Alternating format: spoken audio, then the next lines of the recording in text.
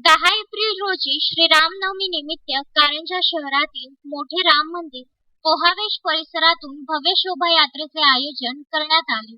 सविस्तर वृत्त असे की मागील 2 वर्षापासून कोरोना महामारीमुळे लागू असलेल्या लॉकडाऊनमुळे अनेक सण व मिरवणुका, यात्रा यावर निर्बंध घालण्यात आले होते.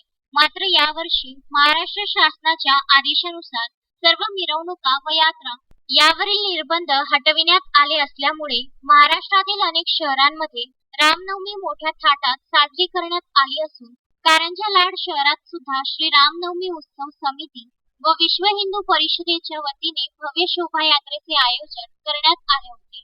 ही शोभायात्रा राम मंदिर परिसरातून संतोषी माता कॉलनी, जाणता राजा चौक, शिवाजीनगर मार्गे जयस्तंभ चौक, छत्रपती शिवाजी चौक येथून मार्गस्थ होऊन टिळक चौक येथे समाप्त करण्यात आली.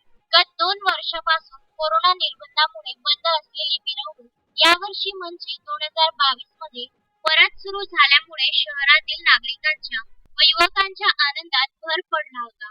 मिरवणुकीमध्ये हजारो नागरिक सहभागी झाले होते. मिरवणुकीच्या मार्गावर अनेक ठिकाणी थंड पेय ठेवण्यात आले होते. शोभायात्रेच्या यशस्वीतेसाठी मंगेश कडेल, प्रसन्न पळसकर, कुणाल महाजन, नितीन गडभाले, गणेश बाबरे, अक्षय लोटे, राम देशमुख, रणजित वडतकर, तेजपाल सिंग भाटिया, सतीश मुंदे आणि समस्त श्री रामनवमी उत्सव समिती, विश्व हिंदू परिषद, बजरंग दलचे कार्यकर्ते यांनी अथक परिश्रम घेतले.